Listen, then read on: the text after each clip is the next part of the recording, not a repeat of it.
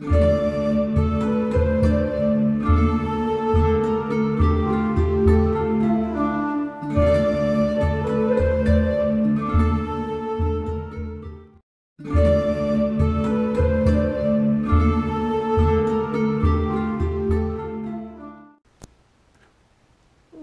to the Pagan Playground, tackling week 17.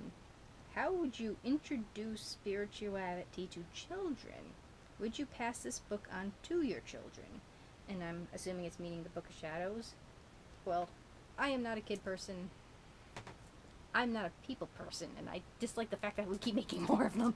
So, not a question I'm probably educated to actually answer, but having wonderful memories of being a child, don't consider them stupid individuals. Once you've made them, they're separate little people. They do have the process, the ability to process information. So, you might not think they understand stuff, but they get it. So, but I would treat them intelligently. Don't go, oh, look, this is a little goddess, this is a little god, and they do stuff. It's like, come at them and going, hey, we want to learn something today, and, this is why mommy or daddy's doing this, and kind of, well, if they're your kids and they're kind of around you and you're doing stuff, they're probably aware that you're doing stuff.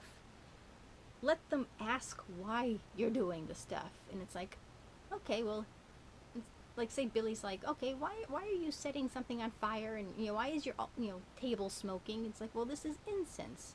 It's like, okay, and if you've got the right kind of kid, they'll keep asking questions. Answer them honestly. If they're making the first move, just interact with them, going, okay, well, you do want to know why? And it's like, well, we're this, and or mommy's this, or daddy's that, and go. It's like, well, if you'd like to learn, I'm happy to teach you. But don't go, it's like, well, since mommy and daddy are this, you gotta be too. It's like, educate them. And, make sure you kind of warn them too. It's like, well, some people, are really, really stupid and shouldn't have been allowed to breed. And they don't like this and that and the other thing. But, insert world rant here. And I see no reason why you wouldn't want to pass your Book of Shadows on to your kids, regardless of like what religion they decide to be into. Even if they're like a card-carrying Christian, if you want your kids to know you, that'd be one of the ways to do it. They might not accept what you're doing or understand what you're doing, but it's like, here's this book of my experiences, of my journeys, of this is who I am. Here you go. So, but if they are in the practice, I think it'd be a very important thing to share. Otherwise, if you're not sharing that type of thing, even if it's within your own family, you kind of, everything that's been built up so far from Gardner and previously, you'll end up kind of pre-Gardner, where you just little bits and pieces here and there. You want to keep it going, if that makes sense. So if you want to give the next generation a stable founding of their beliefs, or something to grow on, share. So, yeah, and then it depends on, how old your kid is. If you're, like, hiding this from your kid, I suppose, after bedtime and you're lighting your incense or whatever, there's gonna be a point, it's like, what the hell, what's that smell?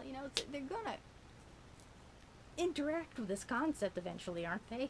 If you're as nosy and curious as I am, so yeah, just, explain things to them, realize they are a life form that has the same process as you do.